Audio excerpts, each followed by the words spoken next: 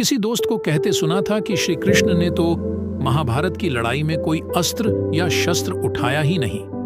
उन्होंने सिर्फ अर्जुन के सारथी बनने की बात स्वीकारी थी और पूरे युद्ध में अपने उपदेश दिए थे। लेकिन क्या ये वाकई सही है?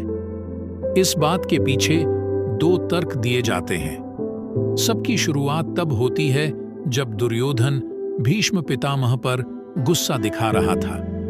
वजह ये थी कि एक भी पांडव नहीं मरा था। अब भीष्म ने दुर्योधन को क्या उत्तर दिया, इसके बारे में भी दो कहानियां हैं।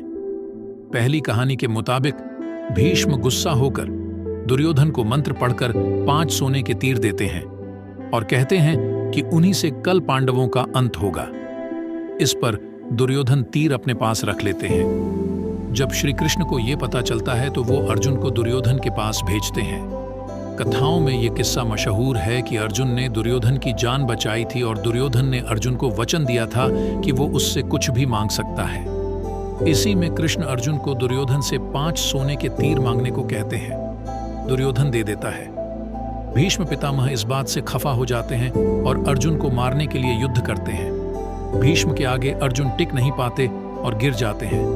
उस समय श्री कृष्ण रथ का टूटा हुआ पहिया उठाकर भीष्म को मारने के लिए आगे बढ़ते हैं। हालांकि अर्जुन उन्हें रोक लेता है और बाद में भीष्म रथ से गिरकर तीरों पर गिर जाते हैं, लेकिन फिर भी कृष्ण हथियार उठा लेते हैं। दूसरी कहानी में किस्सा वही है, लेकिन भीष्म दुर्योधन से वादा करते हैं कि वो द्रौपदी को विधवा बना देंगे 5 पांडवों को मारकर। जब कृष्ण को इस बात का पता चलता है तो वो द्रौपदी को भीष्म के पैर छूने को कहते हैं, बिना ये बताए कि वो कौन है।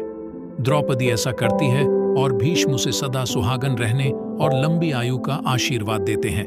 जब उन्हें सच का पता चलता है तो वो कृष्ण से खफा हो जाते हैं। उस समय कृष्ण कहते हैं कि आपका वचन मेरी वजह से टूटा तो मेरा वचन भी आपकी वजह से टूटेगा।